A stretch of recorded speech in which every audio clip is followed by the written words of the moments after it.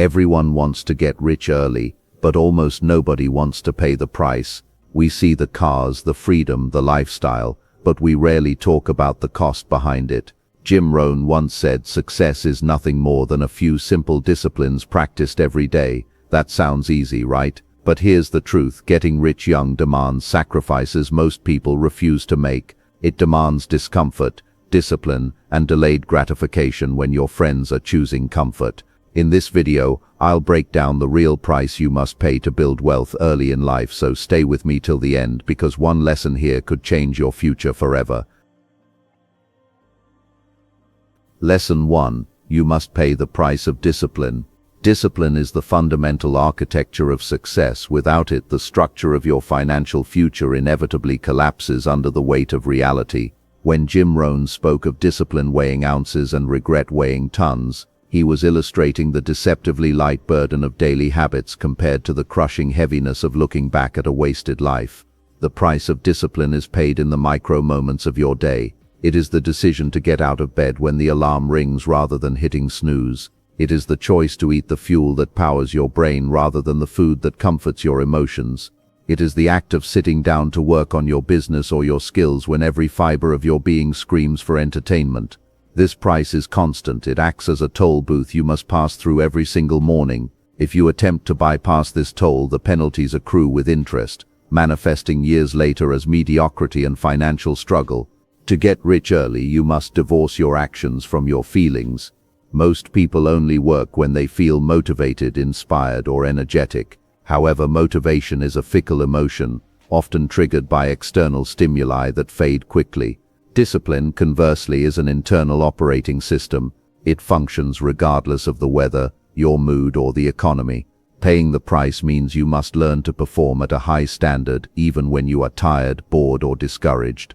The illusion of the overnight success is usually the result of thousands of unseen hours where an individual chose discipline over comfort. It is easy to work when the vision is clear and the excitement is high. The price is paid in the middle miles, the long monotonous stretch where results are not yet visible, but the effort is still required. The ounces of discipline also refer to the smallness of the tasks required. Wealth is rarely built by one giant heroic event. It is built by the compounding effect of small, seemingly insignificant actions. Saving $10 a day seems trivial. Reading 10 pages of a book seems inconsequential. Making one extra sales call seems pointless. However, the price of discipline is understanding the math of compounding. You must have the foresight to see that these small ounces, when placed on the scale every single day for a decade, accumulate into a mountain of value. The lack of discipline is equally deceptive because the consequences are not immediate. If you skip your savings or your study today, the sky does not fall, but over time the drift sets in, and you eventually arrive at a destination you never chose. Furthermore, the price of discipline involves the meticulous organization of your time and resources. You cannot drift your way to wealth. You must impose order onto chaos. This means planning your days the night before, setting strict boundaries on your time, and ruthlessly eliminating distractions. In the modern age, the price of discipline is largely the price of attention. With the world constantly clamoring for your eyes and ears through social media and entertainment, maintaining the discipline to stay focused on high-value activities is a superpower. You must pay the price of being boring in the eyes of others. While they chase the dopamine hits of novelty, you are paying the price of consistency. It is this boring consistency that allows you to master skills and accumulate capital while others are merely entertained. Ultimately, the regret that weighs tons is the realization that you could have been more, done more, and had more, but you refused to pay the daily price. This regret is spiritual heavy lifting that never ends. It is the what if that haunts the later years of life. To avoid this, you must embrace the pain of discipline now.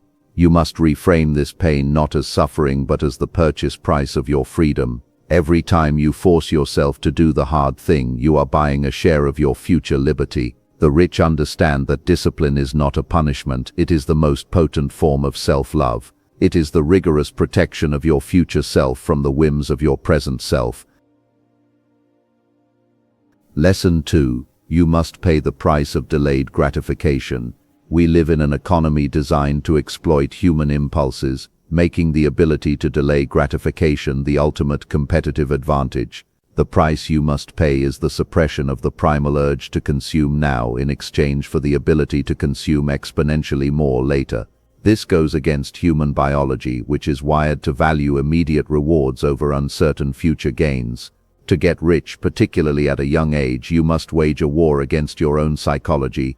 You must be willing to live like a pauper while you are building your empire, even if you have the cash flow to live like a king. This is the gap where wealth is created. The difference between what you earn and what you spend, invested wisely over time. Delayed gratification is not merely about money, it is about status.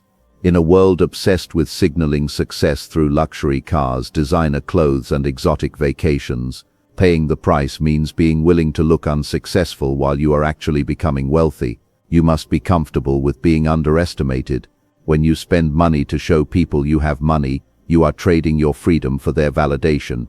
The price of delayed gratification is the ego check of driving a used car while your peers lease new ones, or renting a modest apartment while putting your capital into assets. It requires a deep internal security to know that your bank account is growing while your outward image remains humble. This lesson also extends to business and career decisions. The easy path often offers immediate pay but low growth.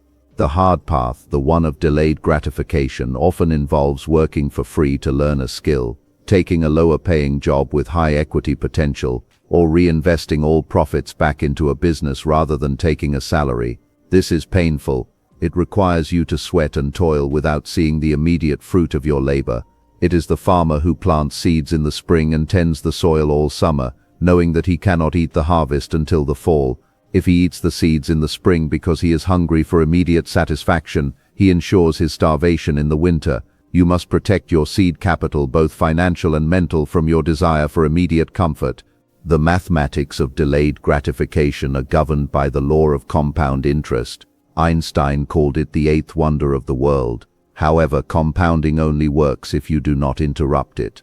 Every time you dip into your savings for a short-term pleasure, you are not just spending that principal, you are destroying the future potential of that money to duplicate itself. You are killing the golden goose to eat a single egg.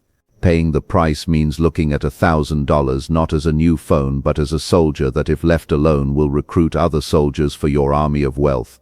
The wealthy see money as a tool for production, while the poor see money as a coupon for consumption. Shifting this mindset is the psychological price you must pay. Furthermore, delayed gratification applies to the acquisition of skill. Mastery takes time. In the age of hacks and shortcuts, the person willing to spend years mastering the fundamentals of their craft is the one who will eventually command the highest fees. You must resist the urge to jump from opportunity to opportunity, the shiny object syndrome, seeking a quick win. Instead, you must pay the price of sticking with a boring, difficult path long enough for the results to accrue. It is the ability to sit in the tension of not yet without losing your enthusiasm. If you can master your impulses, you master your destiny. As Rohn implied, if you do what is easy, your life will be hard, but if you do what is hard, your life will be easy. Lesson 3. You must pay the price of self-education. The systemic lie of modern society is that learning ends when you leave the classroom. Rohn's assertion that formal education will make you a living, self-education will make you a fortune, is the cornerstone of extreme wealth generation. Formal education is designed to create compliant workers who can follow instructions and operate within an existing system. It teaches you how to count money, but not how to keep it or multiply it. To become wealthy, you must pay the price of becoming an autodidact, a self-taught person. This means you must design your own curriculum. You must identify the gaps in your knowledge regarding sales, negotiation, human psychology, accounting, and leadership, and then ruthlessly fill those gaps with high-quality information. Paying the price of self-education means investing both time and money into your mind. It is shocking how many people will spend $200 on a pair of shoes but hesitate to spend $20 on a book that could change their career. The wealthy view books, seminars, courses, and coaching not as expenses but as high-yield investments. You must be willing to trade your leisure time for learning time. While the masses are watching hours of television or scrolling through social media feeds that numb the mind, you must be consuming content that expands your horizons. You are essentially reprogramming your brain, overwriting the software of mediocrity with the software of abundance and strategy. This price also involves the humility to admit what you do not know. The greatest barrier to self-education is the ego. Many people refuse to learn because they are afraid of looking like a beginner. However, every master was once a disaster. You must be willing to be the dumbest person in the room. You must ask questions that expose your ignorance so that you can cure it. Self-education requires you to seek out mentors and study the lives of those who have already achieved what you want. You are effectively collapsing time, learning in a few hours from a book what it took the author a lifetime of trial and error to discover. This leverage is the secret weapon of the young and wealthy. Moreover, self-education is not a one-time event, it is a lifestyle. The world is changing at a breakneck pace. Skills that were valuable 5 years ago are obsolete today. If you rely solely on what you learned in school, you are actively depreciating in value. You must pay the price of constant adaptation.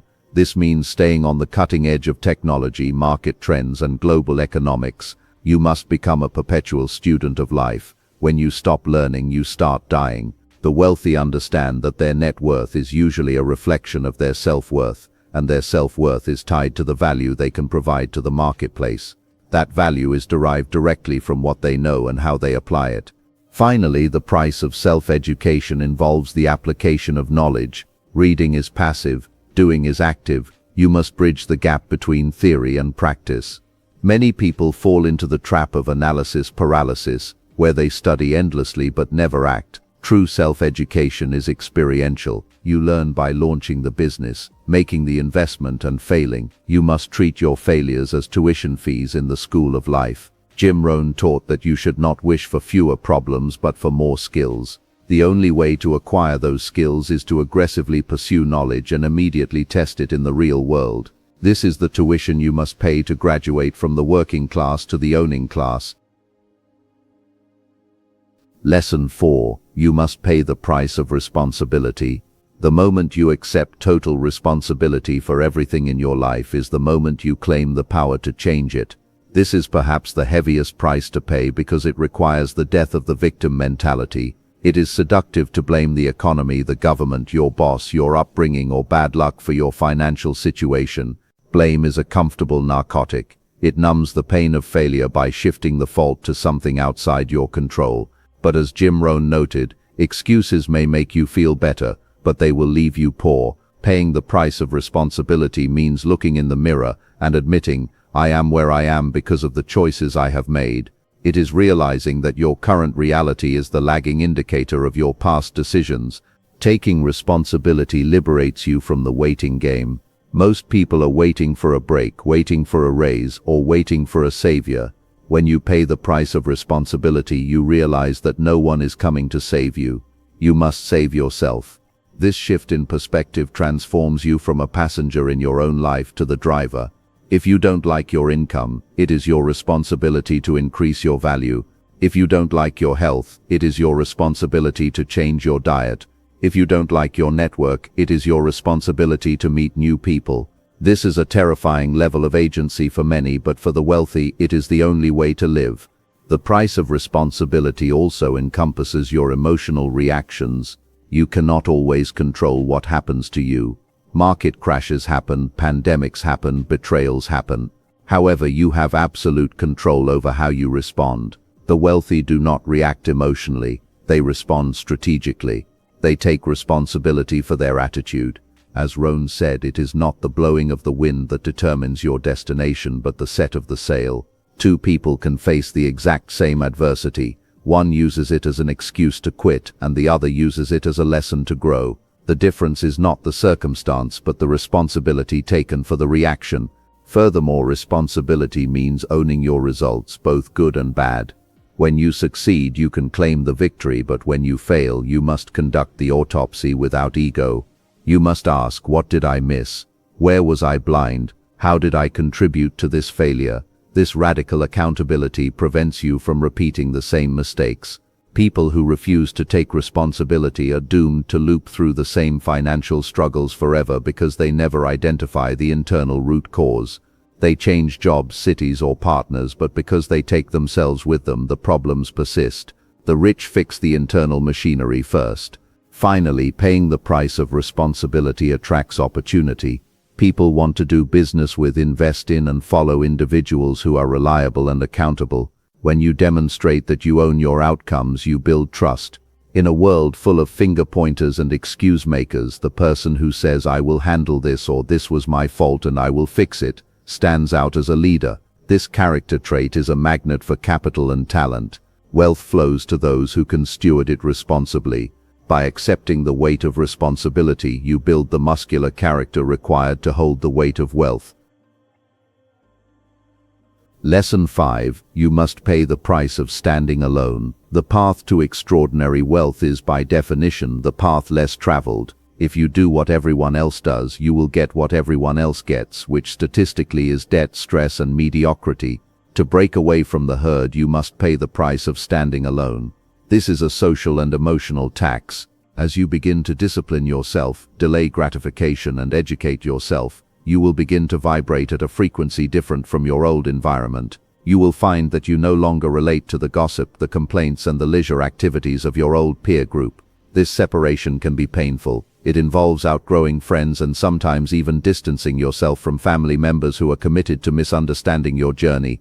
Jim Rohn's maxim that you are the average of the 5 people you spend the most time with is a biological reality. We mimic the habits, speech patterns, and belief systems of those around us through mirror neurons.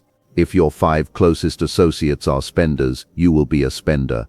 If they are cynical, you will become cynical. Paying the price of standing alone means consciously auditing your circle. You may have to spend a season of your life in solitude rather than in the company of energy vampires who drain your ambition. You must be willing to be called obsessed, workaholic, or arrogant by people who feel threatened by your growth. Their criticism is often a reflection of their own insecurity, but it still hurts. You must stand firm in your conviction when the gallery is booing. Standing alone also means trusting your own vision over the opinions of the masses. The majority is usually wrong about success. The majority said the internet was a fad. The majority said crypto was a scam. The majority says real estate is too risky. If you seek consensus before you act, you will never act. The wealthy possess the courage of their convictions. They research, they decide, and they execute, often in the face of skepticism. You must develop an internal scorecard. You cannot rely on external validation because in the early stages of building wealth you will look foolish to the outside world. You must be comfortable being the lone wolf until you find a new pack. The price of standing alone is also the price of self-reliance. When you strip away the noise of the crowd, you are left with your own thoughts. This solitude is where clarity is born. Most people are terrified of silence because it forces them to confront their own inadequacies. The wealthy use solitude as a strategic tool for planning and reflection. In the quiet moments of standing alone, you can hear the intuition that guides good investment decisions. You can visualize your future without the interference of other people's limiting beliefs. It is in the wilderness of solitude that the leader is forged. However, standing alone is a temporary stage on the way to a higher level of connection. As you ascend, you will eventually attract a new tribe, other lions who are also disciplined, responsible, and ambitious. You will trade your drinking buddies for business partners. You will trade your commiserators for mentors. But to reach this new elevation, you must first be willing to let go of the anchor that is your current social environment. You must walk through the valley of loneliness to get to the peak of success. The view from the top is spectacular, but there is not much room there, which is why only those willing to make the solitary climb ever see it. Getting rich early is not magic, it's a price. Discipline, sacrifice, learning, responsibility, and courage. You can pay the price now and enjoy the rewards later, or enjoy comfort now and pay with regret later. The choice is yours. Remember Jim Rohn's words, if you don't design your own life plan, chances are you'll fall into someone else's. Decide today. Pay the price. Your future self will thank you.